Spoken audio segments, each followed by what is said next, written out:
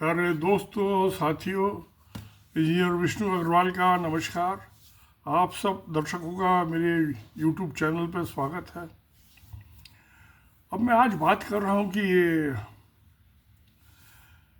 ये जो इसमें इंडिया ने अटैक किया था, कुछ पाकिस्तान के जो कहते थे कि ये टेररिस्ट के ठिकाने हैं, उनके कैंप्स हैं। तो मई 2025 में अटैक किया था, 6 मई और 7 मई की बीच की रात में उन्होंने, क्योंकि जो पॉलिसी होती है गवर्नमेंट की, सिविलियन इलेक्टेड जो सरकार होती है, परमानेंट नहीं, ब्यूरोक्रेसी, सेलेक्टेड नहीं, इलेक्टेड पॉलिटिशियंस होते हैं, उनका टारगेट ये था कि भाई हम टेररिस्ट है जो कैंप से उस पर अटैक करेंगे। क्या उन्होंने, उसका जो नतीजा निकला आप सबको पता है।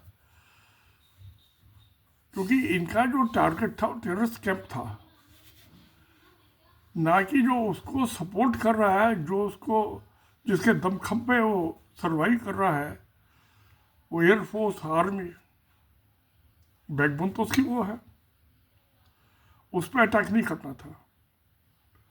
और पाकिस्तान ने जो उसका जवाबी अटैक किया, उसने आर्मी पे किया, उसने किसी सिविलियन ठिकाने पे या औरतों बच्चों पर अटैक नहीं किया। खैर, ये अपनी अपनी पॉलिसी है सबकी, मगर उसमें यह है कि इंडिया के 5 जो फ्रांस के बने हवाई थे, 4 राफेल और 1 मिराज और 2 रशियन फाइटर प्लेन थे, सुखोई 1 और 1 मिराज MiG-29, ये दस्ताए हो गए। कितने पायलट मरे, क्या हुआ क्या नहीं हुआ कुछ पता नहीं। सरकार तो पता नहीं है, छुपाती है सब, ये RSS की सरकार। अब इन्होंने कहा कि अब डोनाल्ड ट्रंप साहब तो मैं कहा 60 दफ़े कह चुके हैं कि ये मैंने कराया, इसको डांट के धमका के इंडिया पाकिस्तान को सीज फायर। इंडिया कहते कोई सीज फायर नहीं हुआ, पॉज हुआ है सर, और रोका है। चलिए, सबकी बात मान लेते हैं, सब खुश हो जाओ। मगर अभी जो कुआलालंपुर में मलेशिया में एक मीटिंग हुई थी, तो वहाँ इंडिया के जो डिफेंस मिनिस्टर राजनाथ सिंह जी और अमेरिका के जो minister of war, defence minister का नाम बदल मिनिस्टर ऑफ वार कर दिया उन्होंने, उन दोनों के बीच में एक्सटेंड हुआ एक समझौता था, इंडिया और अमेरिका का कॉपरेशन। वो पहली दफ़े हुआ था चालू, वो 2005 में, फिर 10 साल एक्सटेंड कर दिया उसको, 2015 आ गया। जब डॉक्टर मनमोहन सिंह थे प्रधानमंत्री, उनकी खिचड़ी सरकार थी, तो पहली दफ़ा हुआ था। 2005 से 15 तक एक्सटेंड हो गया, अब 2015 से 25 हो गया था, फिर अब जो है 2025 से 2035 हो गया। क्या इस एग्रीमेंट की ज़रूरत है, और है तो किसको ज़रूरत है? मुझे तो लगता है कि इस एग्रीमेंट की कोई ज़रूरत ही नहीं, इससे कोई इंडिया को फ़ायदा नहीं हुआ। अमेरिका को जो उसके शिप्स हैं, नेवल शिप्स हैं, सबमरीन है, उनके रिपेयर मेंटेनेंस के लिए इंडियन शिपयार्ड चाहिए थे, वो फैसिलिटी जो थी दे दी इंडिया ने, पाया कुछ नहीं उसके बदले में। चलिए, ये तो चलता रहता, मैं ये मेरी निगाह में बड़ी माइनर चीज़ है। अब ये जो RSS का एजेंडा है, ये नरेंद्र मोदी प्रधानमंत्री RSS के प्रचार रखे, इनकी तो लाइफ लाइन है।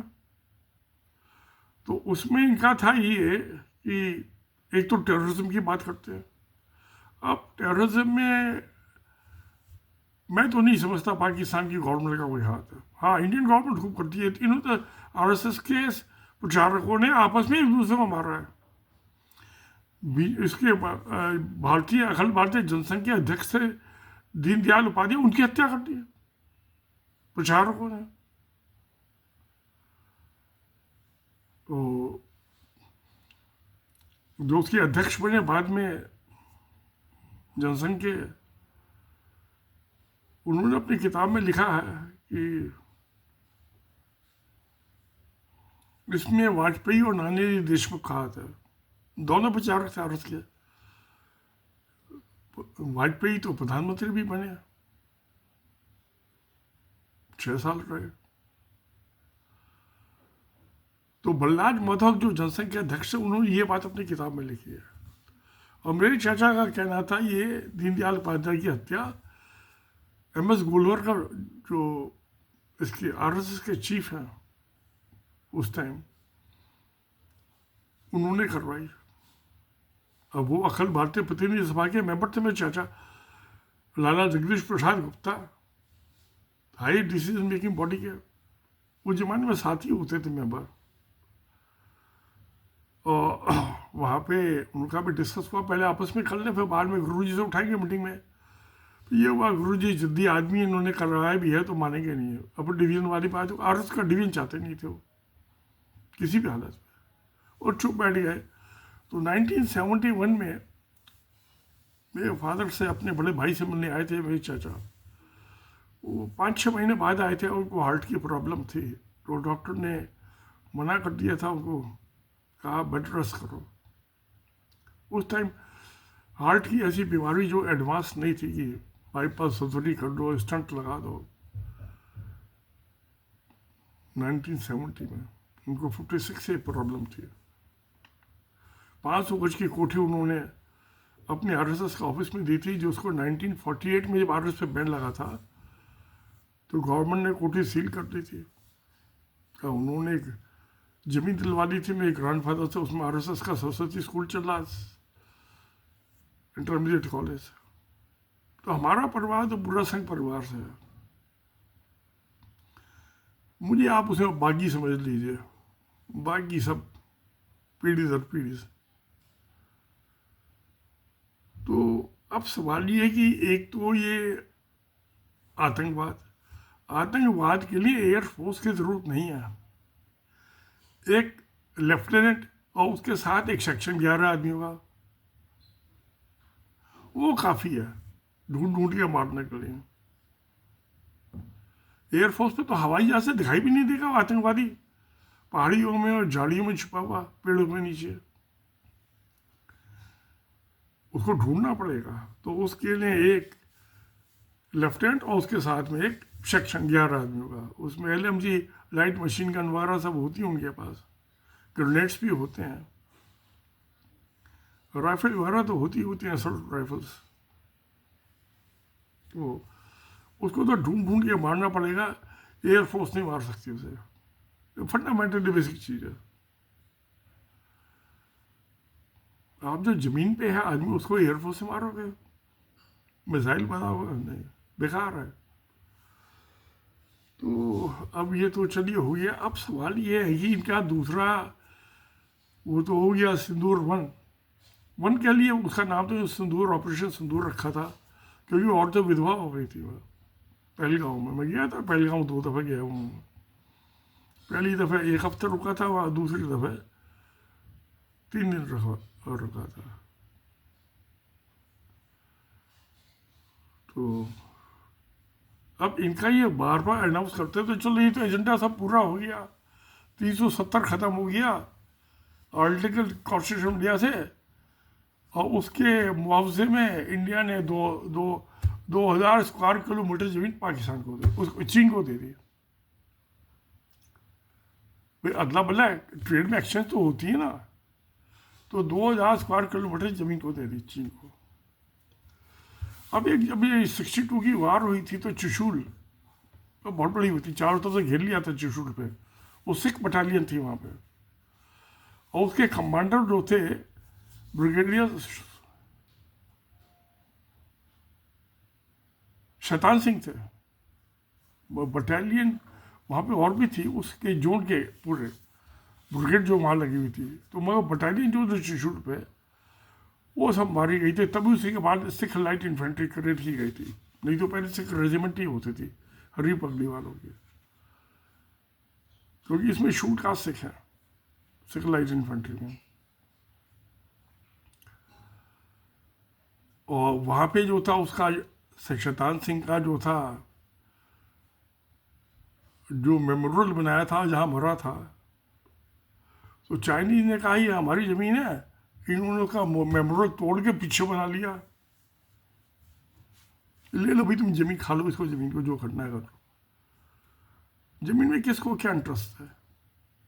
वहाँ फेयर मार्केट वैल्यू तो वहाँ ग्राहक तो है नहीं ज़मीन खरीदने वाला कोई, तो क्या करोगे ज़मीन का? चल फोड़ोगे उसमें पत्थरों में।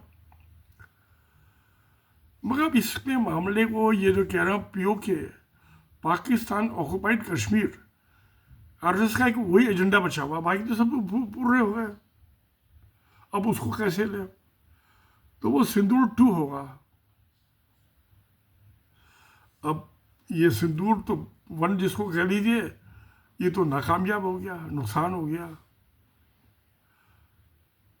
370 खत्म की 2019 में, मई 2020 में 2000 स्क्वायर किलोमीटर जमीन चीन को देनी पड़ी उसके मुआवजे में।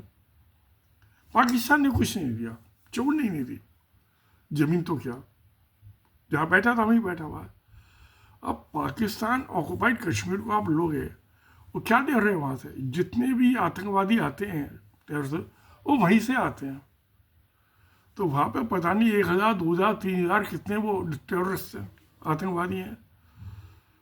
तो साथ में जब उसको आप पीओके पे लोगे तो उनको भी तो लेना पड़ेगा, आतंकवादियों को। तो क्या वो उनको आरएसएस अपना मेंबर बनाएगा? फिर दूसरी उसको लोगा कैसे? पहले इन्होंने प्लानिंग कमीशन तो खत्म कर दिया। नरेंद्र मोदी में 2014 में सरकार ने सबसे पहले काम प्लानिंग कमीशन खत्म कर दिया। अभी बिना प्लानिंग के तो कुछ होता ही नहीं है दुनिया में, चाहे डैम बनाना हो, कैनाल बनाना हो, बैराज, सबसे पहले प्लानिंग करनी पड़ती है। वो खत्म कर दिया प्लान। जहाँ सारे चीफ मिनिस्टर आते थे इंडिया के स्टेट के, अपने प्लान पहले भेजते थे कि अगले 5 साल में ये करेंगे। तो प्लानिंग का डिस्कशन के बाद में ये कर लो, कितना फंड्स एलोकेशन है, रेवेन्यू कितनी मिलेगी, तो प्लानिंग होती थी।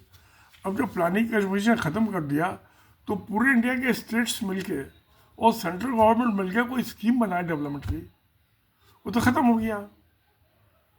प्लानिंग खत्म हो, जो प्लानिंग कमीशन हुआ था खाई की प्लानिंग। चीन में अभी भी प्लानिंग चल रही है, 5 years प्लानिंग, रशिया में भी चल रही है, पाकिस्तान का तो मुझे पता नहीं। तो खैर अब आप ले लो भाई पीओके भी, मुझे तो कुछ ऐतराज, लोग कैसे संभालते ये? पहले कोई प्लानिंग तो करो ना। क्यों?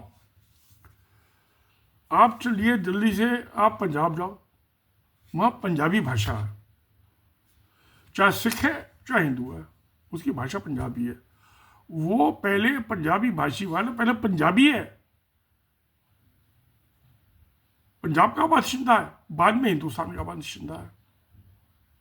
उसके ऊपर चलिए जम्मू आ गया, जम्मू डोगरा, जम्मू कश्मीर के राजा जो महाराज थे डोगरा तो थे, वहाँ की भाषा डोगरा, डोगरी।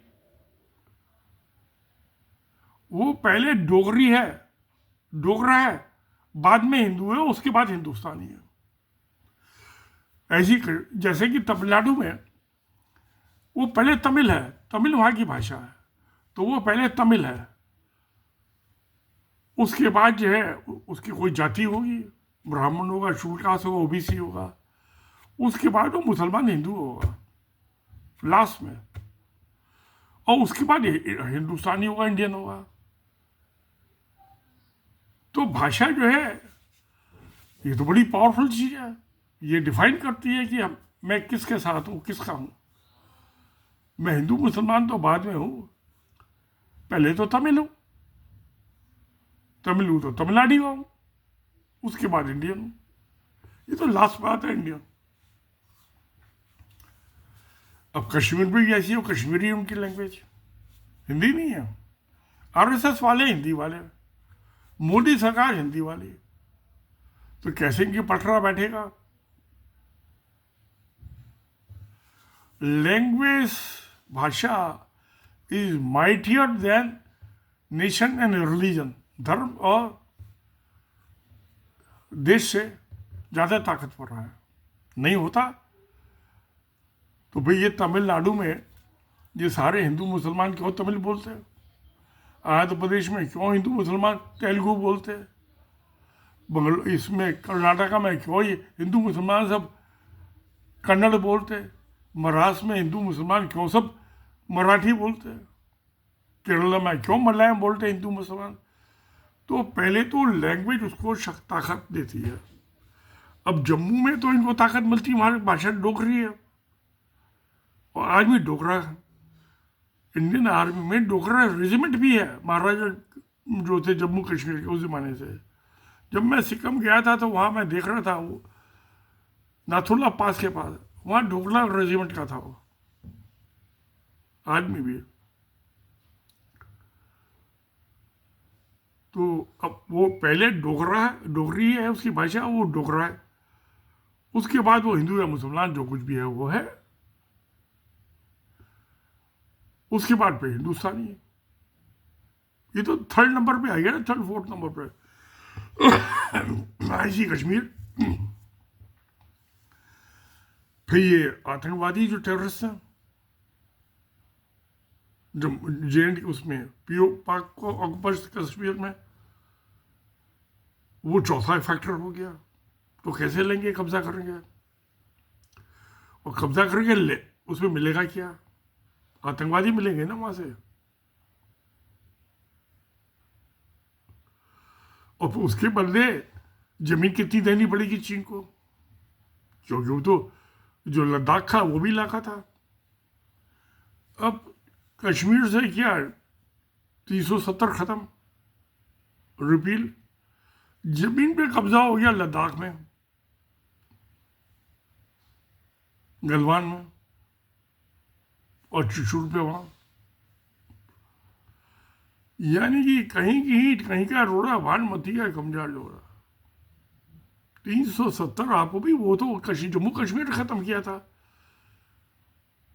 और लद्दाख अलग कर दिया। तो वहां अब क्या, अगर जो आप जम्मू कश्मीर में पाको ऑक्युपाइड कश्मीर को कब्जे में करेंगे तो कर पाओगे कि नहीं कर पाओगे, मुझे तो पता नहीं। मुझे तो मुश्किल लगता है कि ऐसा ना हो कि ये जम्मू कश्मीर भी हाथ से निकल जाए जो इंडिया ऑक्युपाइड है। अब वो निकल गया तो फिर लद्दाख तो अपने आप ही चीन को बिना किसी मतलब के वो लिया। वो तो दहेज में मिल गया ना, वो पाकिस्तान की मदद करेगा लड़ाई में, उसकी एफसी में उसको लद्दाख मिल जाएगा पूरा। अभी लद्दाख का जो है तब 60% एरिया तो चाइना के पास है ही, जो 35-40% बचा वो भी उसके कब्जे में पहुंच जाएगा।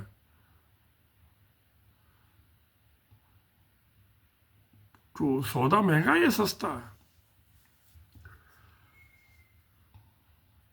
मुझे तो महंगा लग रहा है कि वैसे, क्योंकि बेइज्जती हो गई है। इसने तो इलेक्शन, बिहार का इलेक्शन जीतने के लिए किया था ये पहलगाम, और ये मई में जो था ऑपरेशन सिंदूर। अब पता चल जाएगा इलेक्शन में जीतते हारते हैं। जब वहाँ साइलेंस हो जाएगी तो कौन जीतेगा कौन हारेगा। वैसे मैं ऐसा कभी भविष्यवाणी करता नहीं हूँ। मेरे जीतने वाले हारने वाले सारे नालायक हैं, क्या उसकी बात अलग करूँगा। तो ये पीओ के लेने के चक्कर में ये पूरा लद्दाख ही ना इंडिया के हाथ से निकल जाए। और जो कश्मीर है इसको भी ज़्यादा टाइम तक इंडिया रख नहीं पाएगा अपने पास, क्योंकि वो अगर जो वहाँ पे 370 ख़त्म करने के बाद, रिपील करने के बाद आर्टिकल, अमन शांति हो गई थी, नॉर्मल सिचुएशन हो गई थी। इंडियन गवर्नमेंट ने अनाउंस किया तो 35,000 टूरिस्ट पहुँच गए अपनी नई नवेली बीबियों को लेके। नहीं जाते वो, मगर उनको ये तो बताना था कि भाई हमने यहाँ नॉर्मल सिचुएशन तो हम कह तो रहे हैं, अगर जो थी तो फिर तुमने आर्मी क्यों रखे उसको? अगर तुम्हारे 8 लाख की आर्मी में पड़ी हुई है तो कहते हैं अब तो फिर 50,000 की बच्ची है, 2.5 लाख हमने विड्रॉ कर लिया, उसको तो चीन के बॉर्डर पर भेज दिया। तो 8 लाख की आर्मी पड़ी हुई है, मैं अपने हथियार हो गए, तो नॉर्मल कहाँ हुई? वो मीर वेज है, उसको नमाज नहीं पढ़ने देते मस्जिद में जाके श्रीनगर में, तो नॉर्मल कहाँ? नॉर्मल तो कुछ भी नहीं हुआ। हाँ, पार्लियामेंट में अनाउंस कर दिया, अखबारों में, मीडिया में दे दिया। अगर ये नॉर्मल हो गया होता तो सबसे पहले तो फौज विड्रॉ करते, थोड़ी थोड़ी करके करते। हर महीने पता चला एक ब्रिगेड विड्रॉ कर ले, 3,000 आदमी, और एक मेजर जनरल को भी विड्रॉ कर लो। वहाँ जितने लेफ्टिनेंट जनरल पड़े हुए हैं, जीओसी लेफ्टिनेंट जनरल इंचार्ज, सबको आप विड्रॉ कर लो आस्ता आस्ता। तो 6 महीने में कर सकते थे विड्रॉ। इसका मतलब ये है कि विड्रॉ नॉर्मल तो नहीं हुई वहाँ 370 रिपील करने के बाद।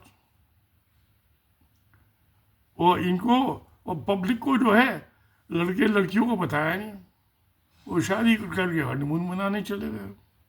गलती उनकी नहीं है, गलती अमित शाह की है, मोदी की है। इनको कहा भाई बिल्कुल मत जाना हनीमून मनाने, और कहीं मना लो, गुजरात चले जाओ। तो ये इन्होंने मरवा दिया। शायद इनका प्री प्लान था ये, इनके जो नई नई शादी उनको मरवाओ और पाकिस्तान का नाम लगा दो। जैसे वहाँ पे 2002 में दंगे कराए थे गुजरात में, साबरमती एक्सप्रेस के उसमें आग लगा दी, अपने आप कह दिया, दूसरों आग लगा दी और दंगे फसाद करा दिए। वो बिल्किस बानो को, उसके माँ बाप को हत्या कर, उसके बच्चे की हत्या कर दी, रेप किया।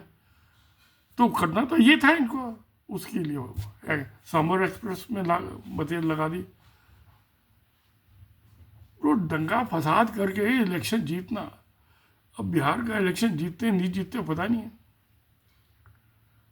देख लेंगे। वोट अभी तो शायद 6 तारीख को पहली दिन वोटिंग है, आज तो 3 ही तारीख है। मगर ये 370 हटाना तो बड़ा आसान काम था, उसमें तो कोई दिक्कत नहीं। तो पाकिस्तान ऑक्युपाइड कश्मीर को कब्जा करना, तो प्रॉब्लम ये कि चाइना ऑलरेडी अभी भी 30% जो लद्दाख की ज़मीन है और जम्मू कश्मीर की, वो तो चाइना के पास है। उस पहले उससे वो खाली करा दो ना। और जो 2000 स्क्वायर किलोमीटर जमीन उसने मई 2020 में कब्जा कर लिया 370 की मुआवजे में, उसी से उसे खाली करा लो। है हिम्मत? प्यार है दोस्तों, मुझे तो नहीं लगता है। ये डरपोक है गुजराती। इंडियन आर्मी में गुजरात रेजिमेंट नाम की तो कोई चीज़ ही नहीं है। कोई गुजरात रेजिमेंट नहीं है। महार रेजिमेंट है, मराठा रेजिमेंट है, तमिलनाडु है, आंध्र है, पंजाब, सिख एलाई, 3 रेजिमेंट है, डोला रेजिमेंट है। सबके गुजरातियों की नहीं है, इसलिए इनको अकल नहीं है लड़ाई के मामले में। चलिए, तो अब इनका पाक ऑक्युपाइड कश्मीर का एक एजेंडा रह गया, उसे पूरा कर ले, जल्दी कर ले। अच्छा है, बिहार के तो इलेक्शन निमट जाएंगे अभी। कौन हारेगा, जो जीतेगा वो सिंदूर वन तो 0 तो फेल हो गया, और जो इलेक्शन हार गई है बिहार में, तो भाई क्या फायदा हुआ? 7 फाइटर एयरक्राफ्ट डिस्ट्रॉय करा दिए, इंडिया की इकोनॉमी का सत्यानाश कर रखा है। बस से बदतर हालत होती जा रही है इंडिया की इकोनॉमी की। पास ऑक्युपाइड, मैं तो करने की कोशिश तो करनी चाहिए ना। कोशिश करने में तो उनको अटेम्प्ट करना चाहिए, ट्राई तो करो। पुरानी का आधा कर लो। मुसीबत ये चीन, ये जो चाइना फैक्टर आ गया, ये गले में हड्डी अटक गई है, क्योंकि उसने पाकिस्तान की इंटीग्रिटी और सिक्योरिटी की जुगाड़ ली हुई है। इंडिया की तो किसी ने ली। अब राजनाथ सिंह ने समझौता तो कर लिया, 2035 तक का एक्सटेंड कराया। वो तो मोदी ने किया, वो कर रहा है जाके, उसे कहाँ अकल है?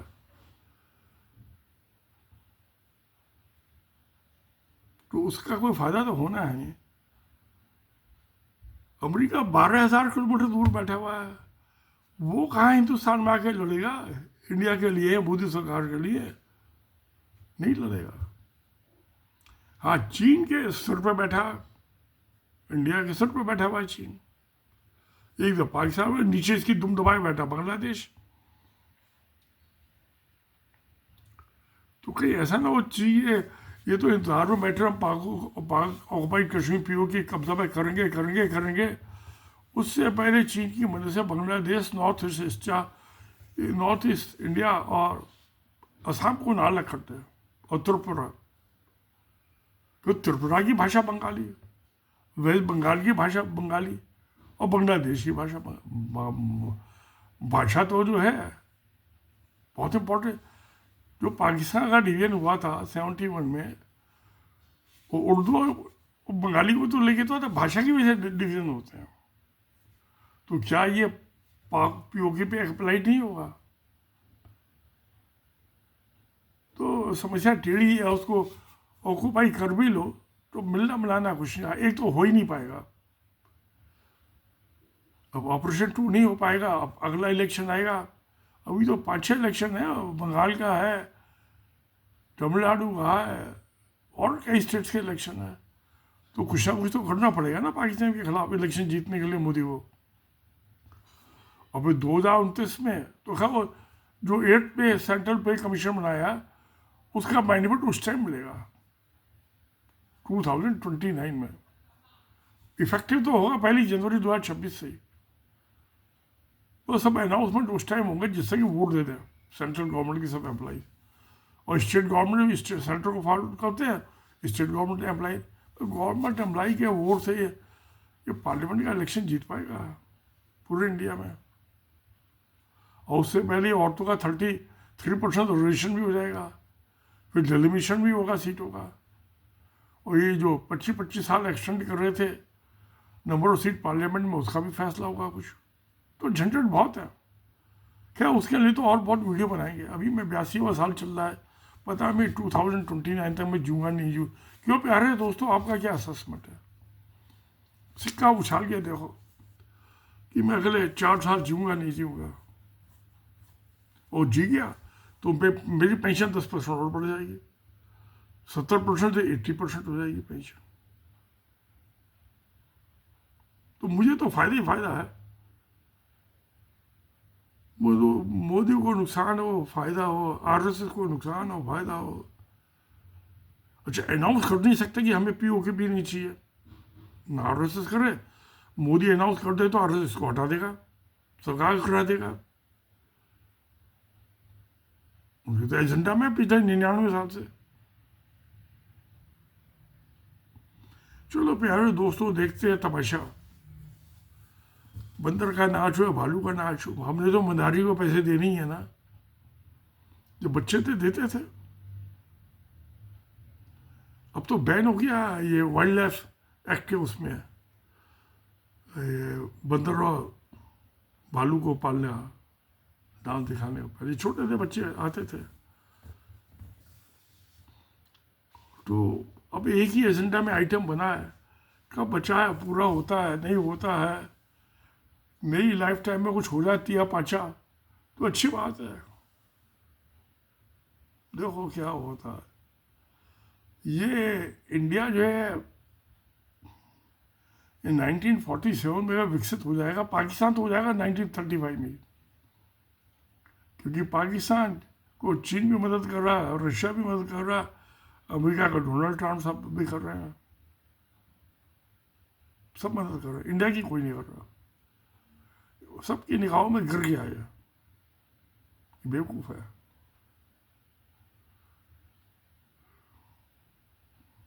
तो प्यारे दोस्तों, क्या किया जाए? क्या कोई हो राजा, रामायण में लिखा है तुलसीदास ने, रामचरितमानस में, रामायण में नहीं, कि कोई हो राजा, आम आदमी को क्या फ़र्क पड़ता है? चाहे अंग्रेज से तो हमें कोई फ़र्क नहीं पड़ा। मेरे ग्रैंडफादर तो नौकरी करते थे कमिश्नर ऑफिस में, हेड क्लर्क थे, ICS होते थे।